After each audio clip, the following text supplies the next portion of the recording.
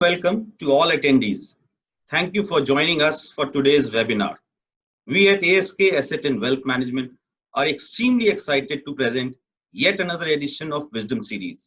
It's a platform where we bring industry thought leaders to share insight and deeper understanding of various subjects. As you are aware, the ASK Group is a renowned financial service group and a leading industry player in asset and wealth management. We are known for our strong, holistic, focused, synergistic, and research-based approach across various business verticals. With our strong presence across major cities in India and internationally from Singapore and Dubai, we cater to various investment needs of individuals and institutions. Unprecedented, volatile, uncertain, never ever are some common thoughts and discussion points across all sectors and industries. Thus, the agenda for today's webinar, Indian Economy and Markets, is to share our candid assessment on present situation and its realistic, probable projections and potential. Sharing thoughts on today's agenda is Mr. Bharat Shah, the Executive Director at ASK Group. Mr. Shah has over 3 decades of experience in Indian capital market with deep interface in the Indian corporate world. He represents comprehensive insights in the Indian capital market with strong emphasis on bottom-up investment philosophy. His understanding of global businesses and stock picking is a special strength. The investment philosophy emphasizes by him is of buying only quality businesses, enjoying superior growth, but at reasonable valuations. Before we get started, few important points. We'll be taking questions towards the end of the session. If you have any questions during the session, please type them in a Q&A tab. Please note that the content of this session, in full or in parts, should not be reproduced in any form without prior approval and permission from ASK. Without any more waiting, let me invite Mr. Bharat Shah. Over to you, sir. Yeah, thank you, Prasanna. Good morning to everybody. I hope all of you have dealt with these prolonged challenge that humanity is facing in terms of dealing with the disease. Let me talk for about 30 to 40 minutes in dealing with some of the key areas. So the first I want to talk about the disease itself. Not that I have any expertise in that area, but I want to throw light on some of the historical precedents. And I wanted to bring to light why the COVID situation needs to be viewed with a right kind of a balance. Second, importantly, the impact on the economy that is caused. Third, the closer subject matter at heart, the impact which has occurred on the markets. Fourth, whether everything is negative or are there any silver linings or any positives in these difficult situation of the last several months. And finally, what can possibly be the way ahead if there is any. So these are some of the key points I'll touch one by one. And then maybe we can spend 40 odd minutes in discussing the questions.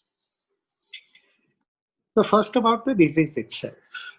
And I have had benefit of talking to some of the international as well as very renowned Indian but globally well-known virologist and epidemiologist. People like Dr. Brahmachari, Dr. Raman.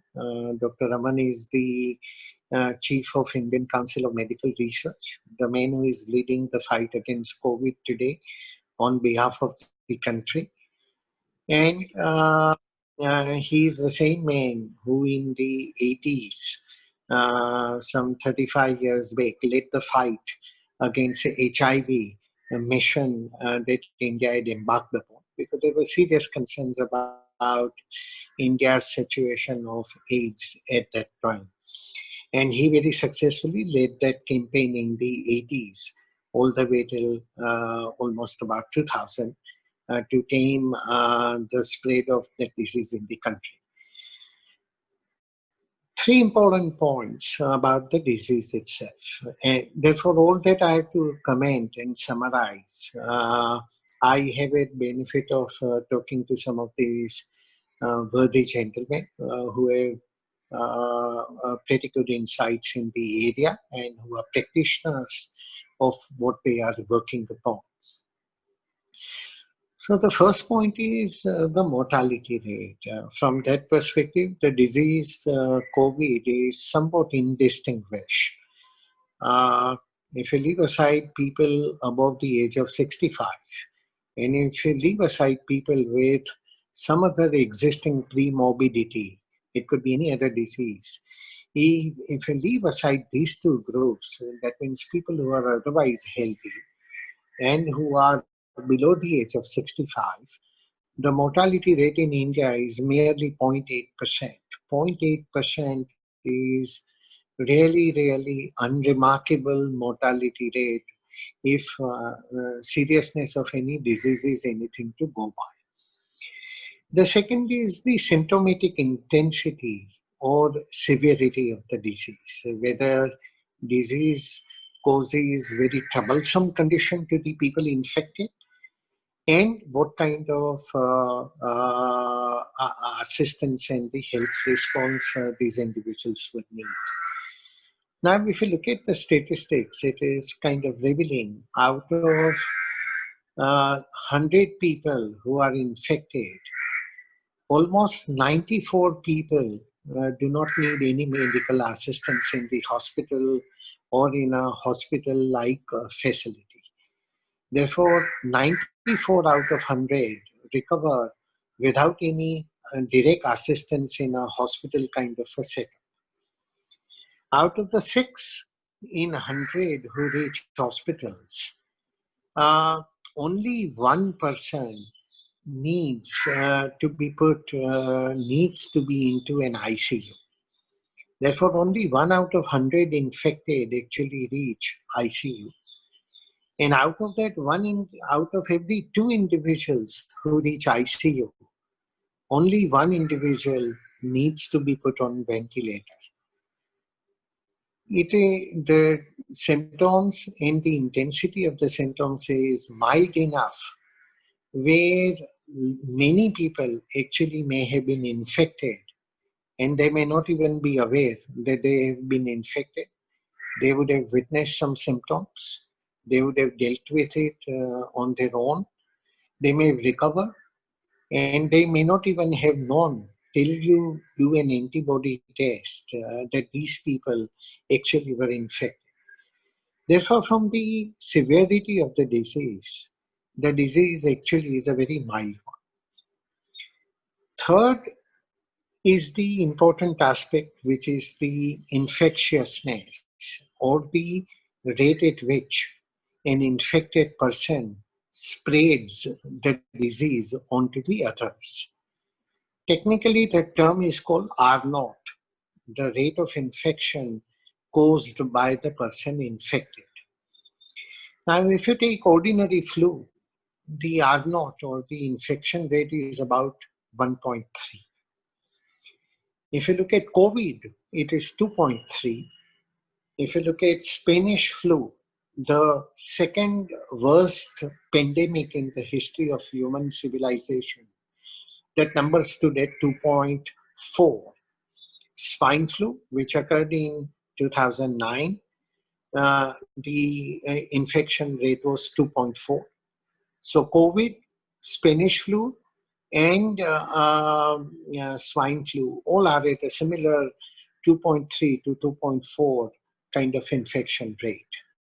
Smallpox, many might have been familiar with it, a 300-year-old disease, now pushed back, and therefore for the last few decades, smallpox has been eradicated. But smallpox infection rate is 3.5 compared to 2.3 for COVID. If you look at Ebola, a deadly disease with a 70% mortality rate, 70, the rate of infection was 5.5. If you look at measles, highly infectious disease, and even as recently as 2018, about 1.8 million people died globally in measles. And measles has an infection rate of 15. Therefore, COVID is definitely more infectious than a viral disease like flu, similar to Spanish flu, which occurred about 102 years back, similar to swine flu, which occurred about in 2009, but with a mortality rate of 11% compared to zero point 0.8 as far as COVID is concerned. And Ebola, much more deadly and far more infectious than COVID, and measles, extremely infectious disease. Uh, so you realize that it is infectious, but much lower than many other infectious diseases, and of course, more infectious than, let's say, an ordinary flu. Therefore, if I talk out the three key features, the mortality, the severity, the disease is indistinguished, nothing particularly from a medical point of view remarkable. From an infectious point of view, it is more infectious than some others, but far less infectious than some of the others.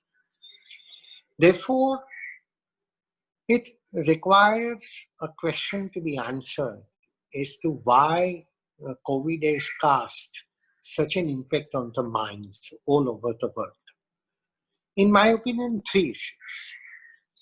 One, in general, the world has become economically more successful, and therefore there is a greater priority on health, even at some temporary cost on the economy. And therefore, all the countries, to differing extent, to a differing intensity, but have adopted tougher measure of the physical lockdown, which definitely has a deeper impact on the economy, in order to reduce the spread of the infection and therefore reduce the mortality. And therefore, it is the physical lockdown, the physical distancing, which has never happened in the history of civilization at such a scale ever before, that heightens the impact of the disease in the mind of the people because you are physically isolated. Second, I think, is coordinated response of the whole world, and therefore it again raises the bar in terms of the impact on the mind. And third has been probably the influence of social media, where everything gets amplified disproportionately, and therefore it fails upfront in the face.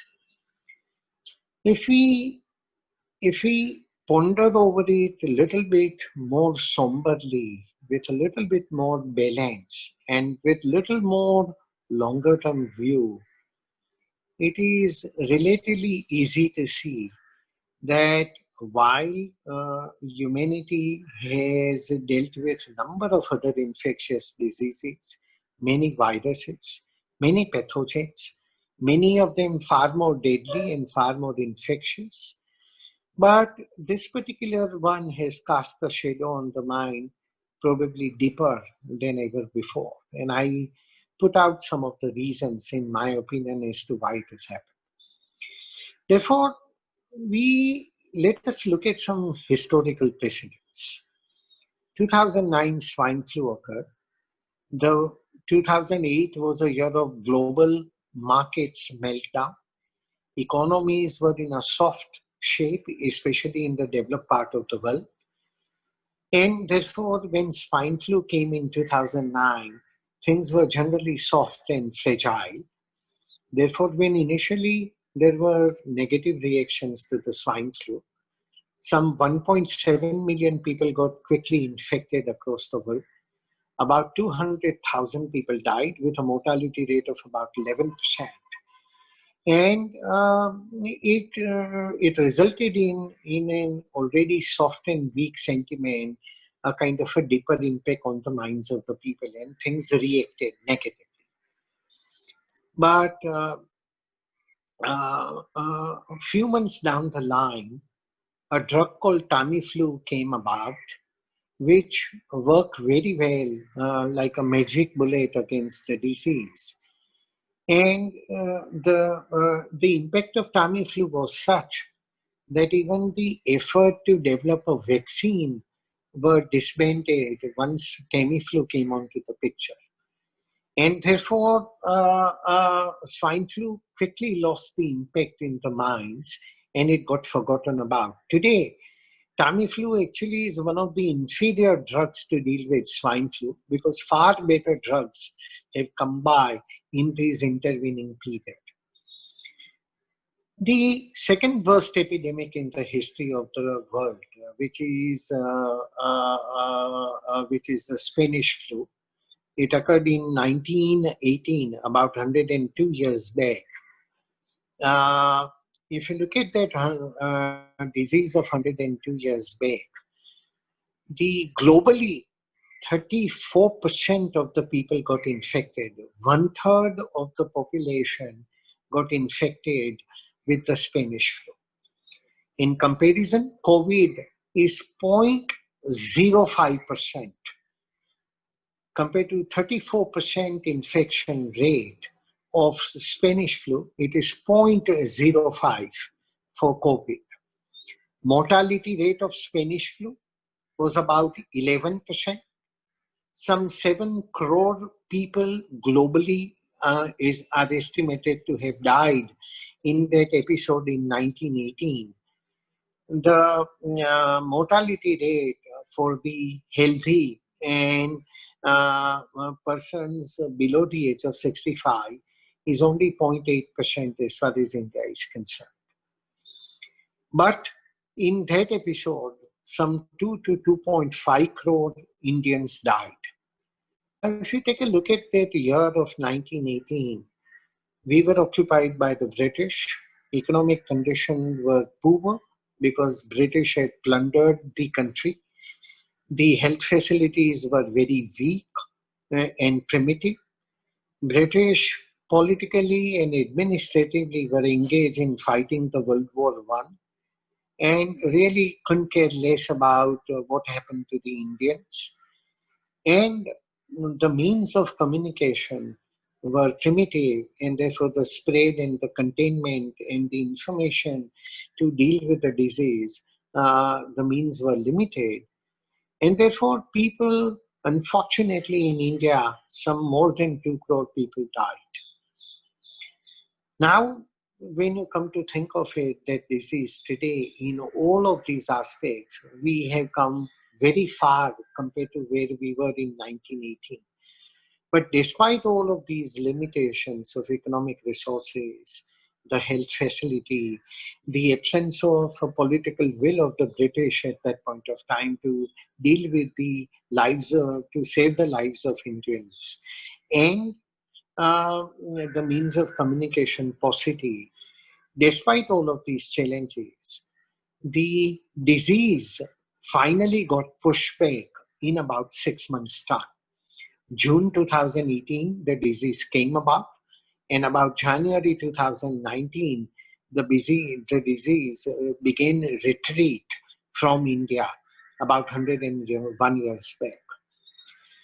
Think of smallpox, which many probably might be directly familiar with, because somebody in the family or relatives or known people would have gone through the ravages of smallpox maybe 3 decades or 4 decades back.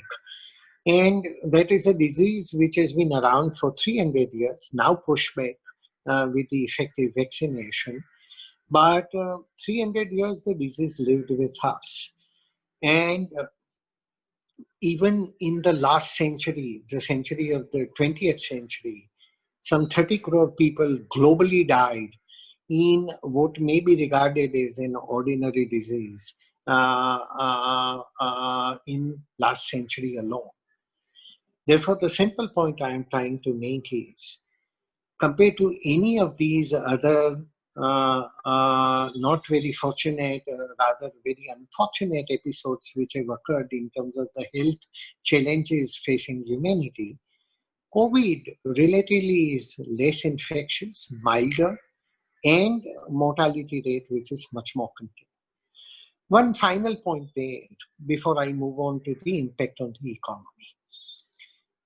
The science and technology have evolved a great deal since that time. Ability of the governments to respond to these challenges is far higher. And medical, economic, communication, other means available have multiplied several times over compared to what the situation in the past is. On just one aspect of science and technology, let me illustrate the point. There are two important steps before you develop a medicine and a vaccine to deal with a pathogen. One is the isolation of the pathogen, therefore virus isolation. Second step is that of the genome structure. Therefore, once you isolate the virus and develop a genome structure of the pathogen, then the laboratories in the world can begin work on the development of medicine and or manufacturing or finding a vaccine response. And because there are millions and billions of different pathogen combination possibilities exist in terms of dealing with a disease, therefore finding a medicine or finding a vaccine is not an easy task. It is a task which is a tough one. But thanks to advancements like high throughput screening, molecular modeling, and quantum computing and advanced computing power that we have, the ability to develop medicines and a vaccine has been crunched tremendously compared to the past. In the past, if you look at the virus isolation or genome structure, each of the two steps may have taken anywhere from several quarters to even several years before that task has been accomplished. And each of those two steps would have demanded that. In case of COVID, both the steps put together, from the first declared case of COVID, the two steps were accomplished in a flat 12 days time. In less than 2 weeks, rather than years, both the steps have been identified. And today, some 860 plus medicines and vaccines are in different stages of development in different parts of the world. Some 11 vaccines are in development in India alone, out of some 50 odd which are in development in different parts of the world. And India is a pharmacy of the world, India is also the vaccine maker of the world. Almost 2/3 of the vaccine output of the world is produced by single country, India. Much like for dealing with HIV, even today, almost 80% of the AIDS-related medicines are produced by a single country, India. Out of some 860 odd candidates of medicine and vaccines which are in development in different parts of the world, while what will happen at what point of time, I have no capability to predict.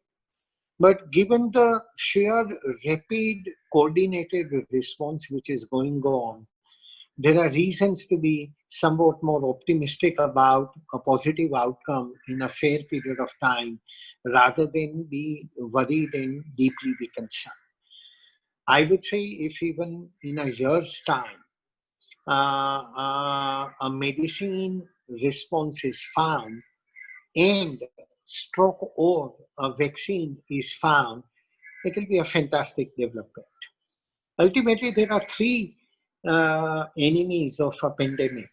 One is a medicine, second is a vaccine, which is preventive, and third is the time. Ultimately, over the lapse of time, pandemics have their own expiry date. I don't have any idea what is the expiry date of COVID, but history of the epidemics shows that eventually all of them have an expiry date and they lose the potency. Therefore, the final point there, COVID is important enough, serious enough to be dealt with in a serious way. It is important to take precautions. World is opening up. India will be opening up in entirety. Just 1 second. एक कलाक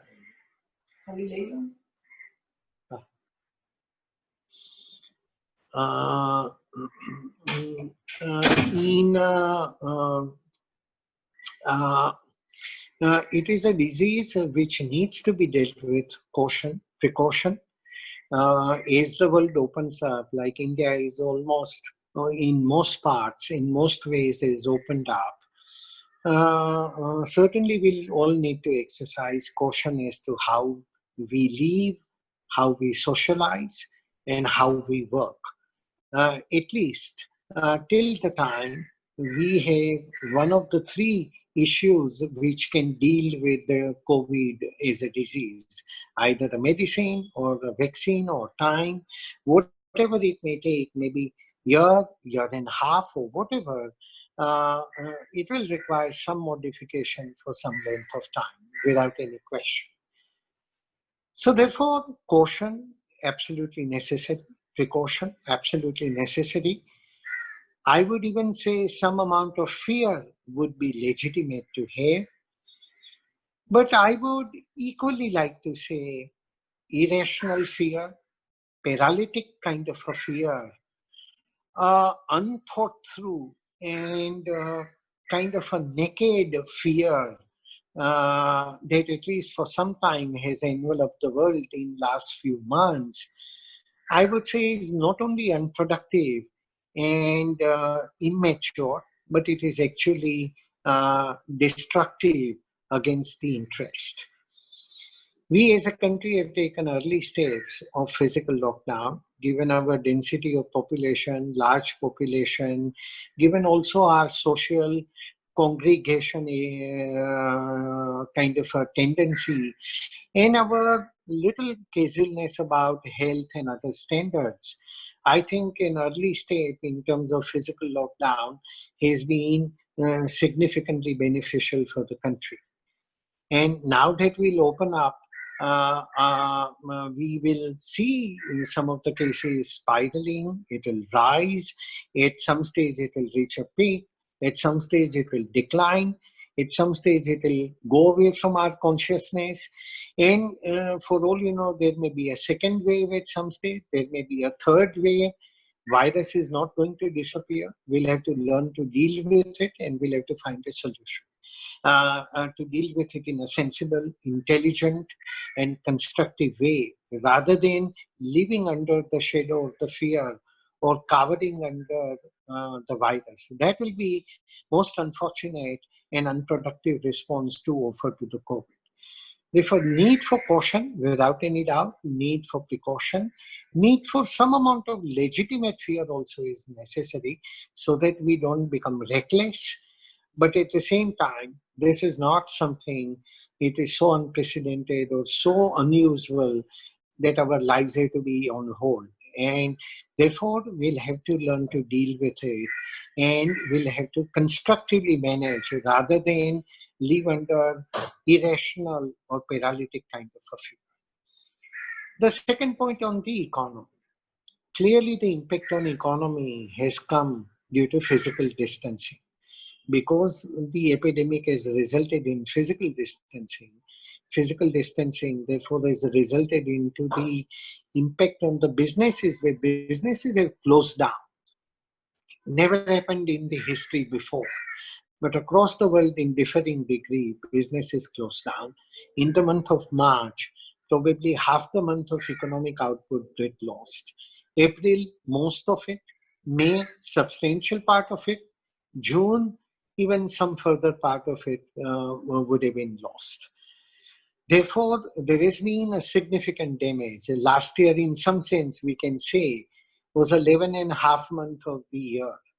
Current year, in all probability, the year of 2020-21 is a period of 9 or 9.5 months. Therefore, there is a clear economic damage, because in a period of 12 months, if you have only 9.5 months of output, but 12 months of the cost or other challenges, therefore, there is going to be a significant economic damage without any question. But the critical point, it is whether the economic damage is for a given period of time or it is a permanent one. And therefore, that is where that sober, well-assessed, calm and cool assessment of the situation is required. As I mentioned, last year, some part of the month was damaged. In the current year, maybe 2.5 months will get damaged. Even from June 2020, where we stand today, it may probably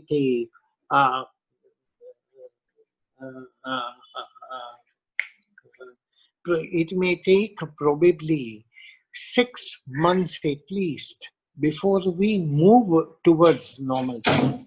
Not achieve, but at least move towards normalcy. And I would assume that it may take further 6 months from then, by the time we probably achieve normalcy. That means somewhere around June 2021, 1 year from now, we might be put into a situation where we were towards February 2020, just about pre-COVID kind of a phase. Therefore, it is almost 15 months from February 2020 that varying kind of economic impact will be witnessed. But I would like to submit that it will be probably improper, if not improbable, to assume that economic damage is forever and lasting and complete in terms of forever, whatever damage it has to do. That will be a complete mistake to make such an assumption. Definitely there is a damage for a given length of time, but it is a damage for a given period, and it is not a permanent damage of a kind that we can't deal with. The third point is the impact on the markets. Clearly, markets are in a business of assuming the worst, looking at the future, and bringing into the present even before all the assumptions about the future and the guesswork about the future, well before that future is actually occurred. Markets are in a business of being neurotic and to discount it, reflect it upfront. Markets are forever in that agitational mode. They constantly try to judge the future, make a surmise or assessment of what that future may look like, convert it to some kind of a coherent numbers, discount those numbers to the present, because whatever is in the future, the time value of money, you need to discount it back to the present, and then it will compare with the prices today, and we'll see whether prices need a modification. And typically, when events are sudden and sharp and impactful, the amount of reaction or the strength of the reaction of the market typically will be strong and heavy dosage driven, like we have seen over last about 12 to 13 weeks of 3 months, little over 3 months, the kind of a damage which has been inflicted in terms of the prices in the markets. That is the nature of the market. Human race largely lives into the past, and adequately into the present, but very little into the future. That is the nature of the human race, to dwell way too much into the past, significantly into the present, and very little into the future. Markets are exactly the other way around. Markets essentially almost entirely live into the future, a bit into the present, and practically insignificant into the past. Therefore, markets are in that neurotic mode as it may appear to the outsiders.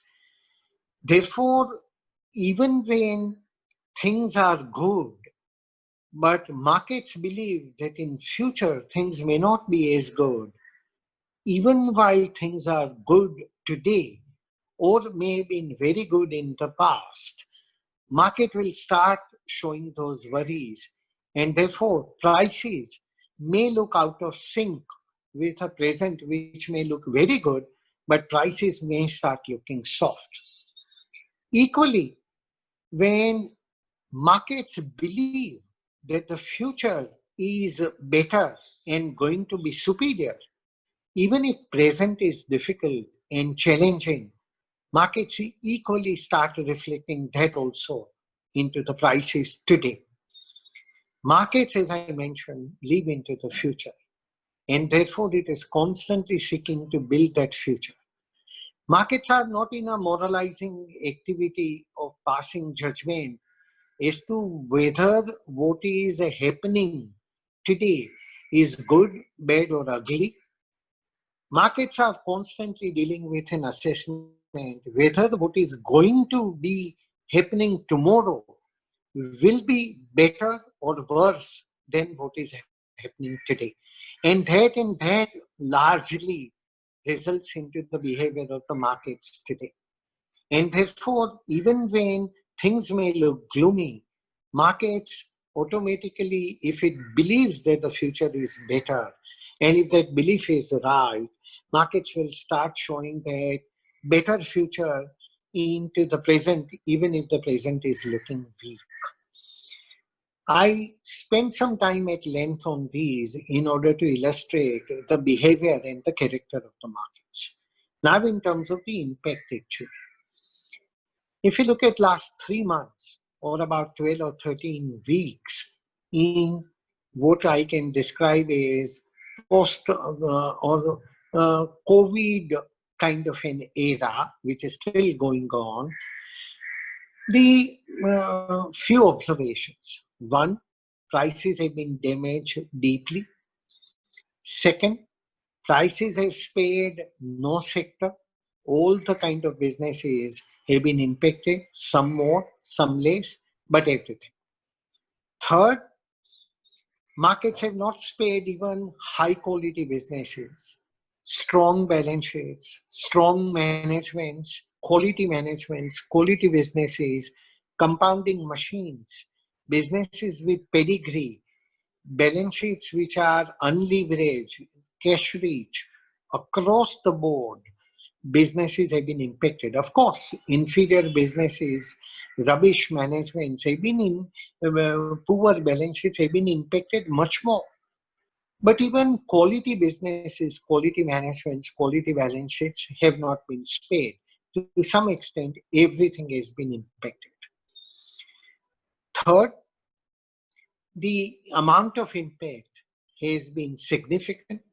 For example, consumer staples, which really speaking on a long term, nothing much has changed.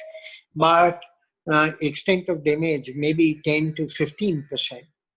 Consumer durables, maybe 30 to 35%. Consumer discretionary, but not direct consumption, things like paints, things like adhesives, for example, say for example, footwear. These kind of, but footwear is more personal. Paint, adhesives, and things of these kind are somewhat impersonal. But extent of damage has been 20-25%. If you look at consumer luxury, for example, jewelry and stuff like that, damage has been about 30-35%. Look at banks, and I'm talking all with respect to quality management, quality balance sheets, quality businesses. The typical kind of businesses which are part of our portfolios and our investments. I'm not talking about the vast majority of other businesses which may be inferior, balance sheets which may be challenged, managements which may be compromised. I'm not talking about them. I'm talking about damage to the kind of businesses, to the kind of entities which are part of our portfolio, solid, strong kind of businesses and franchises. The quality banks damage has been anywhere from 30 to 50%. Quality non-banking lenders damage has been anywhere from 40% to all the way to 60-65%. Insurance, life, general, health, these businesses actually are gainers out of COVID over a long run, though they all are impacted due to the physical shutdown. At one point of time, damage to the price was more than 50%. Today, damage is about 25%. Cement, which is actually in a structural long-term rise, and the prices and other economics are favorable, price damage has been between 20 to 30%. If you look at pharmaceutical, again a business which is going to gain on a long-term basis, favorable tailwinds, even though temporarily there is a physical impact, damage has been about 15 to 20%. Diagnostic chain, healthcare systems, 30 to 35%. Specialty chemical, specialty agrochem ingredients, active pharmaceutical ingredient, three areas of specialty chemistry in which India has tremendous advantage. And actually, COVID, pre-COVID also these businesses were on a gain path. Post-COVID, many of these businesses will further gain because some amount of supply chain would further move away from China in favor of these businesses. Already some amount of supply chain began moving away from China from 2017 onwards. But post-COVID, I think that process will further accelerate. Therefore, these businesses are long-term structural gainers. And yet, in these businesses, damage has been varying between 15 to almost about 25, 27%. The point I'm making is across the board, insurance, lenders, non-banking lenders, consumer staples, durables, luxury, personal but indirect consumption, indirect impersonal consumption. If you look at businesses like agrochem, specialty chemistry, cement, capital goods, about 35 to 40% damage. Across the board, businesses have been impacted.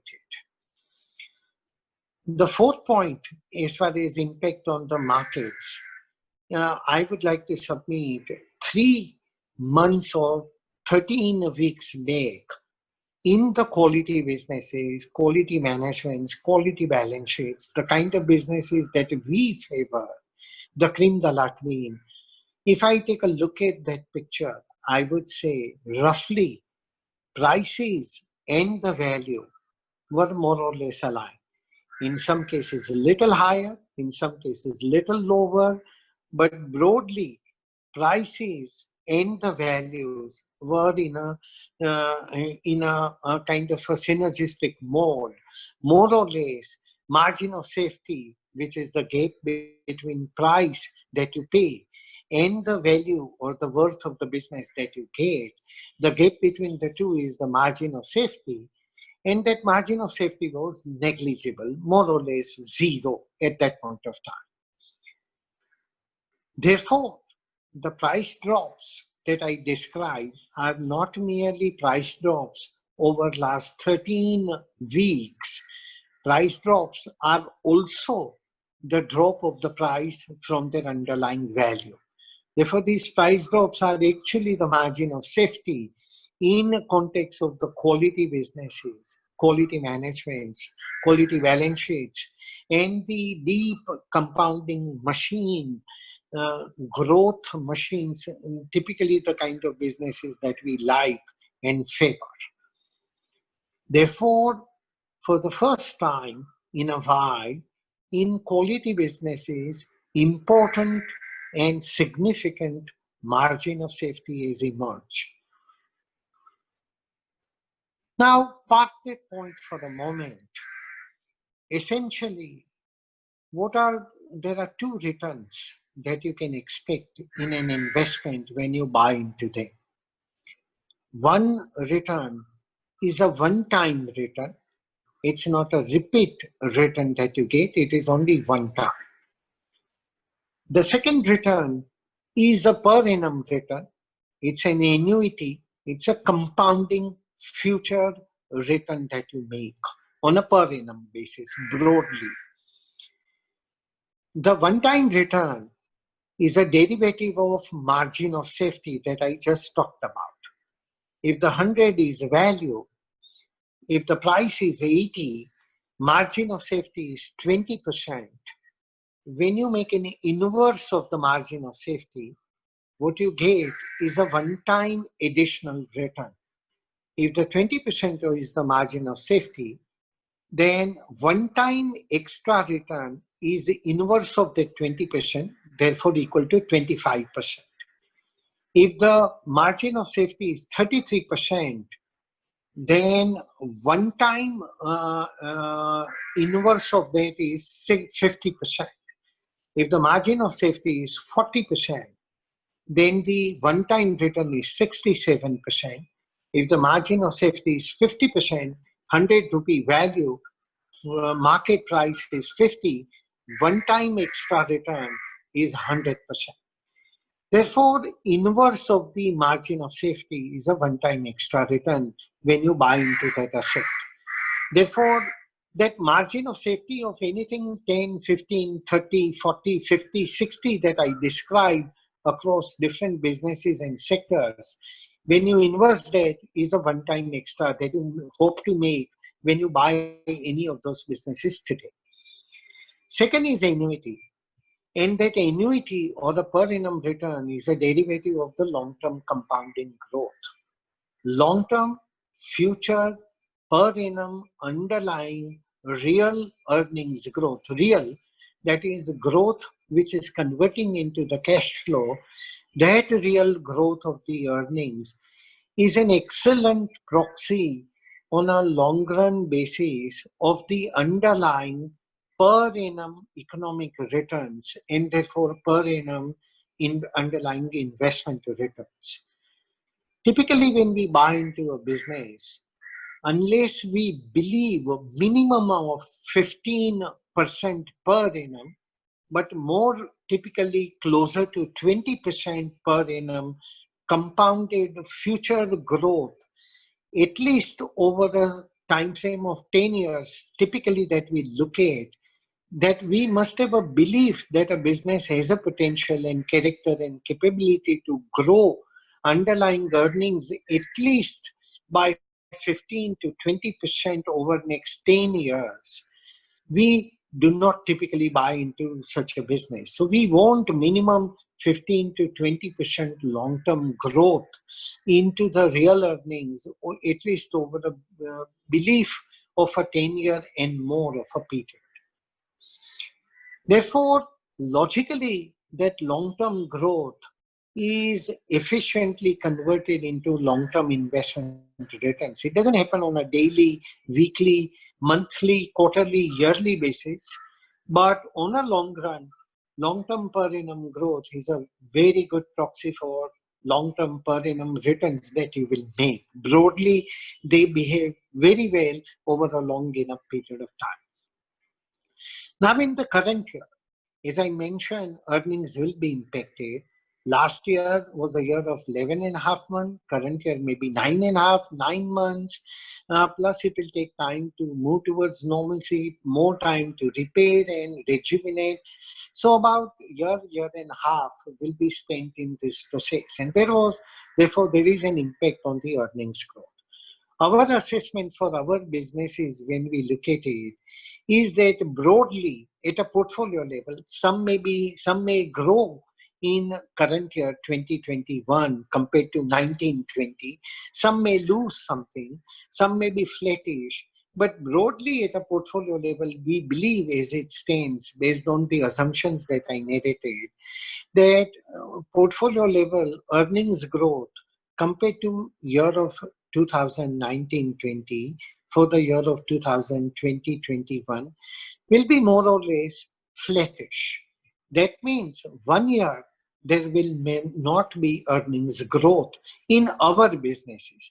In plenty of other businesses, there will be significant damage to the earnings, but in our portfolio, we believe it will be probably as it stands today, as much as we understand and as much as we can judge, we believe it will be close to zero earnings growth, flattish, but not decline.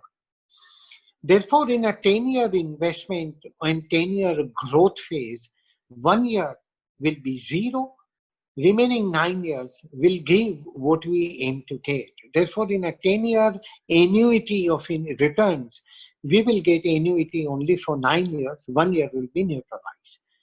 Now you can see the economic equation. Margin of safety, when you inverse, is a one-time extra, which may be earned, which may be generated over 6 months, 12 months, 2 years, 3 years, I can't say, but in a reasonable time frame, that one-time extra is the price come closer to the value will be unlocked and will be released as a one-time return. Per annum return, 1 year is lost, and to that extent, in a 10-year annuity, we'll get only 9-year annuity. When the two components of the returns, when I put it together, and when I look at our investments, our names, our businesses that we like, I believe purchases made today, when held and viewed over a 3 to 5 year time frame, many of the investments will double, some may triple, some may quadruple, some may even go higher. But that is the picture I can see based on the rationality of the value and a longer term picture, rather than the emotionality of the picture as the markets are presenting today. One final point, when I'll just conclude. Markets definitely are representing prices which are cheap and fair. Prices are representing margin of safety. Therefore, prices are not merely drops. They are drops from the margin from the value itself. Therefore, there is a real margin of safety. Margin of safety in many cases is deep and large. Therefore, one-time return to be had is also materially high. Therefore, the economic equation of investing is very favorable and in favor of an investor who wants to commit today. But there is a need for caution. Cheap prices are no guarantee of any of the two things. Cheap prices don't give a guarantee that prices can't fall anymore. Cheap prices also don't give you a guarantee that prices have to rise tomorrow onwards. Much as expensive or dear prices are no guarantee that prices cannot rise anymore, or the dear prices don't automatically mean that prices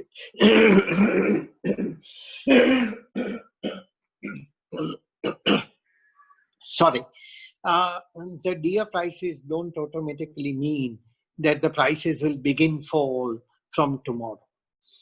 Cheap prices only mean one thing, that there is a fear, there is a concern, there is a worry Therefore, prices have dropped and dropped materially from the value.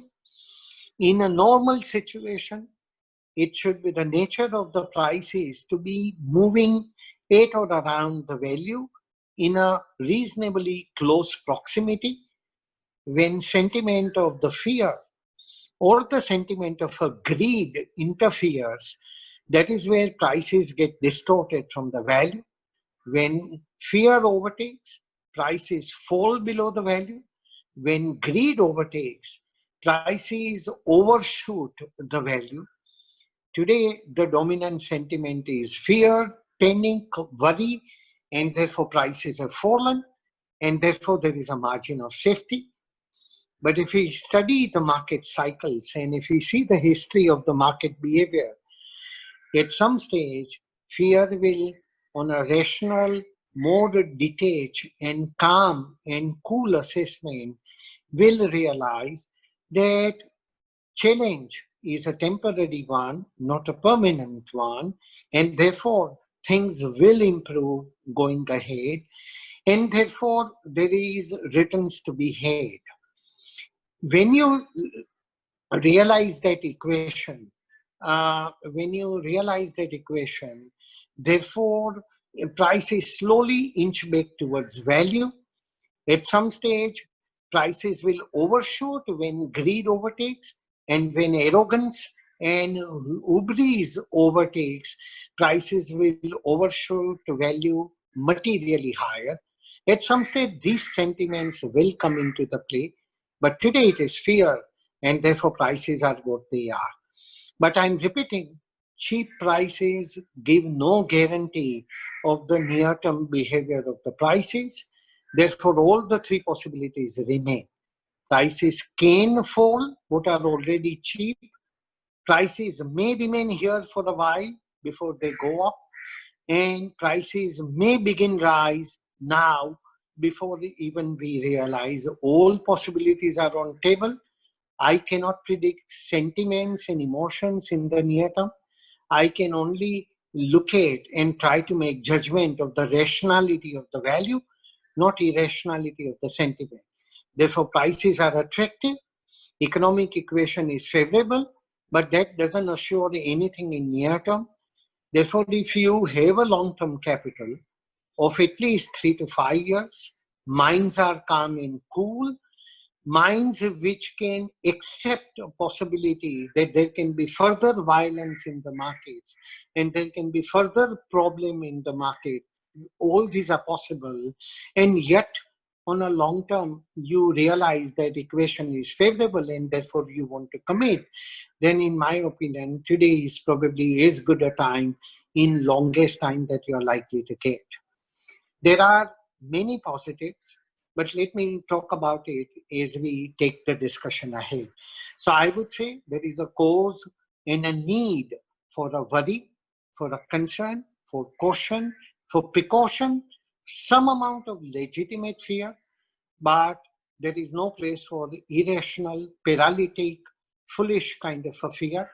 When we are able to keep that kind of a primal fear in check, in that case, in my opinion, from a long-term point of view, we are at a pretty good place to create an outstanding opportunity over a period of time. So I would stop here and would like to discuss in terms of questions. Thank you, Bharat Bhai. It was really an insightful session. We have received a lot of questions from the audience and the attendees from both India and abroad. And I would request Nazneen, my colleague, to post the questions to you.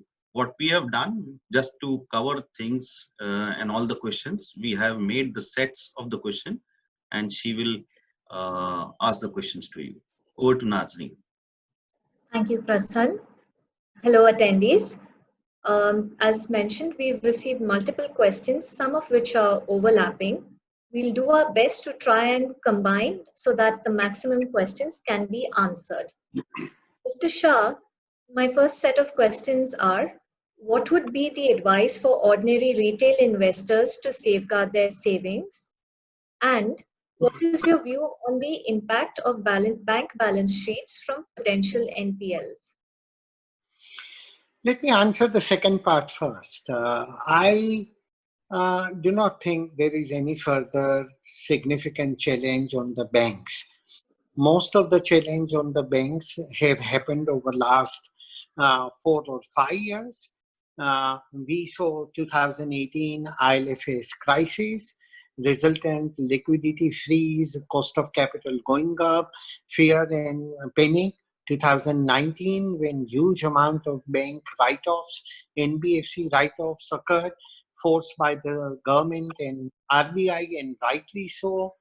Therefore, we saw meltdown of some of the banks and the NBFC, and a lot of fear that set in. But these are important, valuable reforms and changes which have occurred. Today, when I look at the banks, by and large, in all significant quality and all banks, whether in the public sector or in the private, I really do not have any concern whether banks can fold up or there can be further challenges lying ahead as far as banks or their deposits are concerned. Even on deposit, insurance cover has been raised to 500,000, which will practically cover more than 99.5% of the depositors with the bank. So in any case, I don't really see, now that the base has been healthy, cleaning actions have occurred, lending practices have become more sensible, borrowing culture is getting established in a right way, but more importantly, prudence and wisdom is prevailing in lending.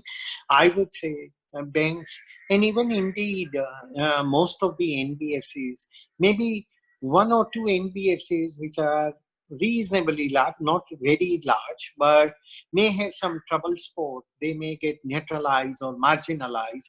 But even amongst the NBFCs, by and large, among the significant, large, systemically relevant NBFCs, most of the things are fully in place, and in fact, they would do better going ahead rather than worse. So that's as far as the deposits, banks, NBFCs are concerned. In terms of retail investor, what they should do, as I mentioned to you, and that depends upon whether you already have commitment to the markets and whether you have experience of dealing with the cycles of the markets. If you do not have exposure to the markets and you do not have experience of dealing with the markets, because markets can go through its violence, in which case, in terms of the long-term investment opportunity is solid. But given the fact that if you do not have experience of the markets, and markets can cause troublesome volatility and violence, equally as there is a possibility that the markets may rise, to deal with that violence of the market, probably which could be there, you have to go about it in a methodical manner, in which case probably it may be better to allocate amount in stages rather than in one go, if you have not dealt with the violence of the markets before. If you have capital and you have dealt with the markets, then I would say you can afford to take a little more confident steps in dealing with the challenges. There is an opportunity, and to that extent, in a relatively shorter period of time, you may want to consider bringing that capital into the suitable investments. But mind you, all of these should be while protecting your asset allocation. I'm presuming that some amount of wealth automatically which needs to be devoted to the assets like fixed income, so that that part of the wealth gives you comfort and peace of the mind, that it doesn't get impacted. You may have allocated whatever part of your net worth to your business or other economic activity that you may be involved with if you are. After allocating, the capital to your business, to some amount to the fixed income, to give you some kind of a assured or reasonably assured, safe, low return but safe return, and some amount of capital which is allocated to take care of your real estate needs. And if the balance is what is available to you, either already invested into equity or an excess fixed income liquidity available, which can be deployed into that equity, that excess amount of liquidity over and above what you put into equity is something that you can invest slowly or probably more accelerated into the good quality long-term sound investments. Then this is as good a time to do that as ever. All right, thank you for that. Mr. Shah, we've also had a lot of attendees from overseas, and some of their questions are: first, is the current rally in the US and in India sustainable? The second set of questions that seem to overlap is: how can India be made an attractive investment destination for foreign investors, knowing that in the last 5 years, the return in USD has not been as impressive as other developed countries? The last set of questions by a lot of people, Indian and overseas, is that is the credit rating of India further expected to be downgraded? If so, what impact will it have on the rupee and Indian markets? Well, let me deal with the third question first. Rupee and dollar. That is, I have no subject matter speciality. And to that extent, whatever my views are personal, and you have to view with a lot of pinch of salt. Long-term currency behavior is a matter of respective productivity, economic productivity of the countries, respective inflation rates, and respective real interest rates. Now, that is something on a more fundamental ground. In a near term, at times even on the medium term, the equations are more muddled and may not logically follow the path of the underlying merits. But structurally, what India has done right over last 5 or 6 years is maintain fiscal deficit in a controlled way, maintain good control over current account deficit. Control over both has ensured that inflation has structurally come down, that has facilitated reduction in the cost of capital. Quality corporate borrowers 6 years back couldn't borrow at less than 12.5, 13%. Today they can borrow at 7.25. There is a significant decline in the cost of capital. Your home loans 6 years back could have costed you 11 to 12%. Today, home loans can be easily had for a good borrower at 7.25 to 7.5%. Therefore, cost of capital has materially declined.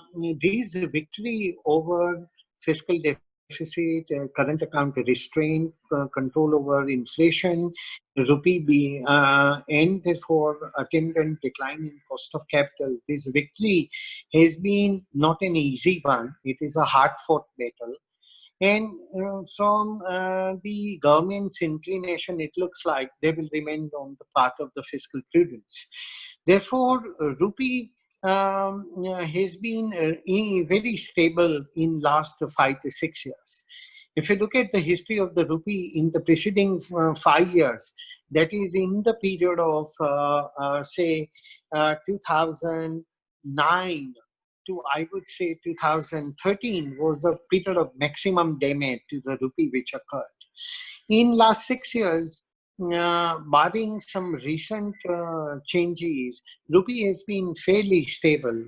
Do not forget that in October 2013, that is about a little less than 7 years back. In October 2013, rupee to dollar was 68.85. Rupee to dollar today is at 75.40 odd.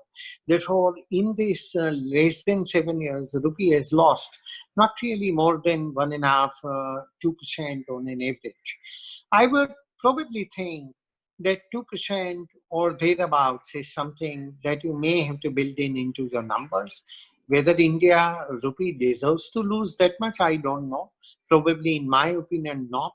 But we have to recognize India is an emerging economy, even if a giant one. And America, even if it prints currency notes and lets loose itself, currency actually appreciates for dollar. So America is America. America can afford to do what it can. It can do some wrongs and yet not get punished. India, based on the temperamental, moody kind of credit agency, based on their mood, even can be rated downwards when Greece and Italy are several notches above India's rating. So India has to be within its limits. India has to recognize those limits. And therefore, I would say probably you have to count something like 2% or thereabouts per annum depreciation in your returns. Second, what has happened to American markets? Again, I'm not a subject matter specialist. I am a observer of what is happening there, but I can't claim any deep degree of intimate knowledge about what is happening to the American markets. But please understand, markets are forward-looking. Markets are not a backward-looking. Markets are not time rewind machine. Markets are time forward machines, and therefore markets delve into the future and try to bring it into the present. Economists are in the business of postmortem of the past today, and the outcome may come tomorrow. While markets are constantly trying to judge future, analyze, surmise, bring it into the present, and deal with it with the real money today. Therefore, don't trust economists or way too much. Don't trust media and others who write breathless amount of reports on all of these too much. In 2009, America was considered as a banana republic case by the media and the economists. They were writing it off. But the decade since then has been one of the most productive periods for America in terms of currency, in terms of the economic growth rate, in terms of the capital efficiency. Some of the finest technology businesses have flowered, whether Microsoft or Amazon or Apple or Google or Facebook or whatever you. Some were before that already sound ones and have become giant like Microsoft. Some other businesses have really taken deep roots in this 10 years time. And really American markets, if you leave aside some of the top-notch, these giant technology and technology-enabled businesses, rest of the market relatively is underperformed and is in fact posted mediocre, if not negative returns in many, many spaces. So that's as far as the markets are concerned in America. But the point I was trying to make is, markets are a forward-looking machine and not a backward time machine. And therefore, more than media and more than economies and more than technical analysts and more than some such sundry bystanders trust markets more, or at least I will trust markets more. Not that markets don't make mistakes. No, markets are not error-free.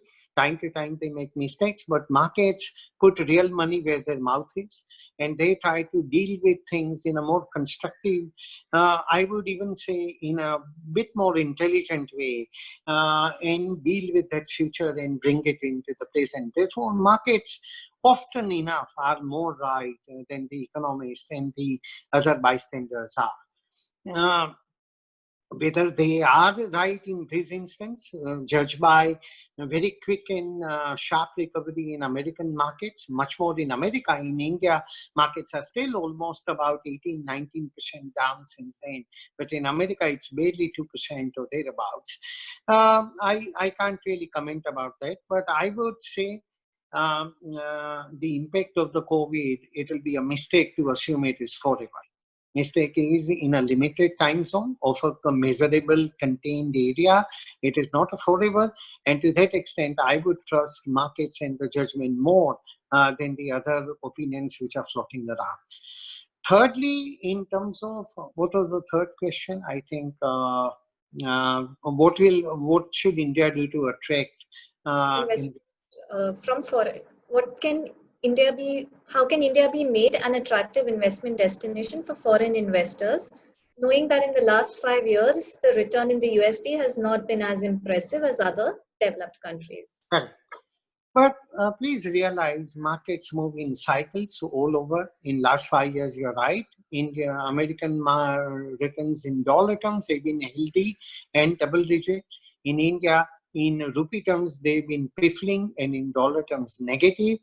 Over 10-year period, both Indian and American markets have produced reasonable returns, but in dollar terms, India has again paled, while dollar returns in American markets have been sound. But if you look at 20-year period, then or the preceding 10-year period, then American markets were in that entire decade flattish. And India did extremely well, and rupee in fact appreciated. So rupee returns were healthy double digit, dollar returns were even higher than those rupee returns were. So markets across the world move in cycles. Don't get carried away too much into a particular time slicing and time dicing. Focus on bottom-up stock picking, bottom-up investing.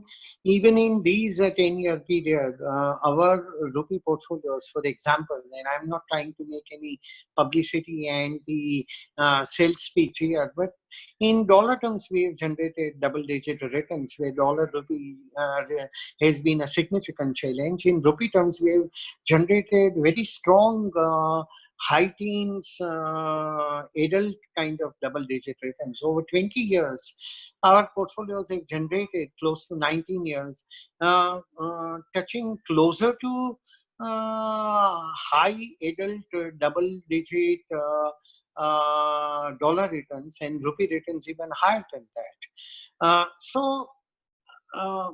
Investing is bottom up. Don't try to slice and dice in a given market, in a given particular period, a particular market, particular manager, particular situation may seem to make better return. Something else may make less return. On a long run, ultimately, if a business is what it takes, management is what it takes, if there is a compounding opportunity, if there is a real growth, if the growth is compounding and long-term and deep variety, and you buy it prudently at a margin of safety in a sensible, disciplined way, you have to make good, healthy, double-digit returns wherever you are. If you can't, you shouldn't be in the business of equity investing. So I won't worry about whether in 1 year or 3 years or 5 years, this market has done well or that has done well. Good managers over long run, good investments will have to make both good absolute, positive, sensible double-digit returns, and in any case over long enough period, sensible relative returns in any case have to be there. So both alpha and absolute over a long run, a good manager has to generate, and that is what I would say any manager has to remain focused. It is nature of the bystanders and observers to slice and dice and try to make artificial analysis. In newspaper media talk about 4-week highs and 2-week highs and 1-week high and 1 week or 2-day changes. These kind of inane commentary or inane observations have really no meaning. But that is the nature of the people dealing with the markets, and we have to bear and suffer them.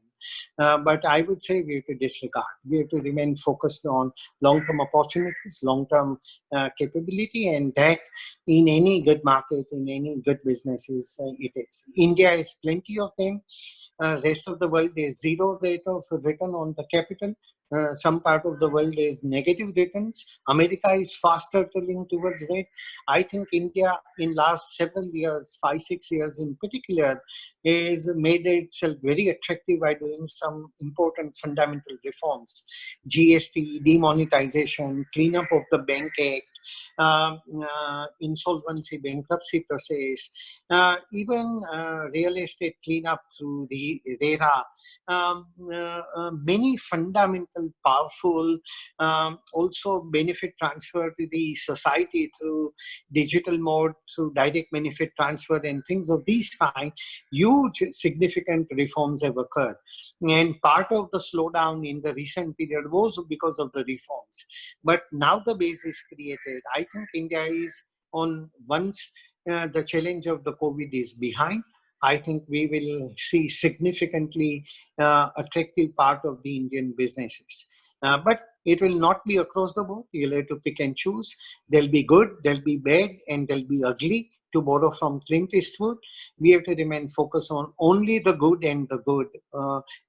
Bad have no place, ugly have to be obliterated. And that is the focus, then it will work well. All right. Thank you for that interesting analogy, Mr. Shah. Our next set of questions are to do with liquidity and returns. So in a market driven by liquidity, how much do earnings really matter? The second part is the last 5 years have now delivered returns that are suboptimal for equities. Does this mean that one has to reassess the long-term time horizon for such equities? And the third, I think, most common question across is what are your top 3 expectations from the government in the next 3 to 6 months? Well, first part, liquidity and returns. In a short run, of course, liquidity can make an impact. When there is a lot of money gushing in or gushing out, there will be impact on the prices without any question. But these are near-term issues, technical issues, near-term issues. Liquidity will have some impact on the prices. Sentiments is again one of the influence agents in the near term, and sentiments decide where the money will gush in or gush out, and therefore nobody can say that sentiments or liquidity in a near term cannot have impact. But in the long run, prices are a perfect replica of the real earnings power. In the long run, there is only one thing which is at the heart of equity returns. It is ability of a business to compound and to grow the earnings. There is no other factor. In the long run, there are no other sentiments, there are no other intermediary or influencing or distracting factors. Therefore, do not make a mistake to get carried away by the near-term noise about money in or out to decide what you should do or not do. You invariably have to buy for long run, buy only right kind of business, quality, compounding machine, capability, ethical management, and what have you. That is the only choice. Secondly, last 5 years, equity market returns is a headline have been suboptimal without any doubt. Because markets have gone nowhere. In 5 years, equity markets in India have been just a little above zero. So it barely the head above the water. Good managers still have produced 7, 8, 9, 10% kind of double digit or high single digit compounded returns over that time frame. That may or may not sound adequate in a given period, but in a period when markets have produced essentially nothing or close to zero, anybody who has done 4%, 5%, 7%, 8% still is a significantly high return per annum compounded. Alpha of 4, 5, 6, 7% compounded over 5 years is a huge alpha. Whether the fact that 5 years markets have not compounded as much will mean the period going ahead will produce better. Well, in some sense, law of averages does catch up. So probability of market doing better going forward purely by the law of averages, yes, probabilistically that should be higher. Whether in this 5 year and in this particular period it will occur that way, nobody can say with any degree of certainty. But by law of averages, if in the long run equity markets in India, and I believe GDP will indeed on a long run will grow at 7.5–8% once the dust settles. Good businesses or corporate sector will grow at double digit. Good businesses may grow little higher than that, and therefore in a long run, double digit kind of a compounding of the indices should be in order. If in the last 5 years it has not done that, the probability by retracing or reversing to the mean will imply the period ahead should do better. Whether this particular period will do or not, that is a very definitive answer you are seeking. I can't comment about that. But probabilistically, that will appear to be a higher probability. Third, what should government do or will do in 3 to 6 months? I don't know. Government has already declared various stimulus package. RBI came up with about 8 trillion, which was basically monetary stimulus. Government in the fiscal side delivered about 12 trillion package, out of which 4 trillion roughly was the direct one. 8 trillion came by way of capital expenditure, guarantees, covenants, and some of the reforms. People may say that government should put more and do more delay, but I think every country has to do what is appropriate for its situation, for its economy. In my opinion, I think given our fiscal situation, given the fact that fiscal deficit already was a little higher than what we were targeting last year, current year clearly revenues will fall short, tax revenues will come down, therefore percentage deficit will rise. Plus there is this 4 trillion direct fiscal stimulus which will further sit on the top of that stimulus deficit. Some benefit will be there in form of saving on the raw material prices, on the oil prices and all that. But net without doubt fiscal deficit will rise. If there is a year in which it has to rise, this probably is the most appropriate year for which it is to rise. But there is a boundary within which we have to play. We are not America, we are not Europe. They can do many things, and wrong ones or inappropriate ones, and yet can get away. India cannot get away with that, or at least we shouldn't believe that we can get away. Therefore, prudence, discipline have to be the watchwords. In my opinion, some amount of dry powder government is still kept with itself. As the economy now is opening up, they will assess and do something. That is what my dialogue with some of the people in the government suggests to me, but I cannot make any prediction about it. Beyond the thing, government, what it has to do, government has done. Some more may happen, but the rest has to be coming from the businessmen, entrepreneurs, we the people. It can't be based on what government has to do beyond the point. All right. Okay. So I the have to stop in next 3 minutes. all right. So then I think I'll just skip to the penultimate last question that we seem to have received, which is not on the businesses, but on what books are you reading currently, and what would be your recommendation during this lockdown phase? What books am I reading? Yes. One book is The Secret Teachings of All the Ages. It is about mysticism. It is about some of the spiritual aspects of the living over a period of time, twinged with more amount of mysticism. Second book is the book on history, which is a book called Explaining Hitler, that what made Hitler what he has become today. Third book that I'm reading is a book called Consciousness, Man and After. It is a book about what are various aspects which define consciousness of the humanity or the mankind. And the fourth book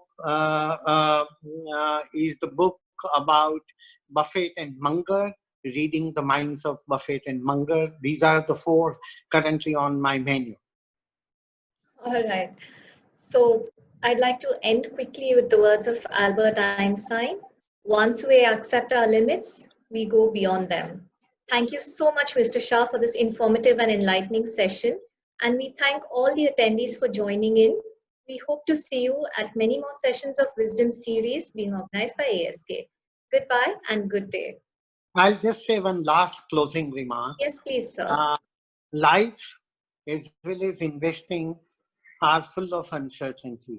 There is no mathematics or a definitive predictive mathematics about it.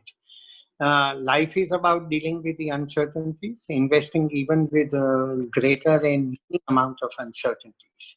And therefore, all of these entails some risk. Investing can never be risk-free exercise. And there is only so much we can know. And there is so much that we always have to know that we do not know. And therefore, the boundary of not knowing in the future will always be materially be higher. Therefore, controlling risk is a very important idea. We have to be careful, we have to be judicious, we have to be sensible. Current times call for that. But as I repeat, I will repeat as I said earlier, legitimate fear is a place. Irrational and paralytic or a primal fear has no space. Controlling these primal emotions is very important to success in the long-term investing. And unless we can, there is only so much intellect brings on the table for earning returns. But there is so much more the temperament brings on the table to earn those returns. Always delicate moments of the markets like the one which is today present these conflicting choices.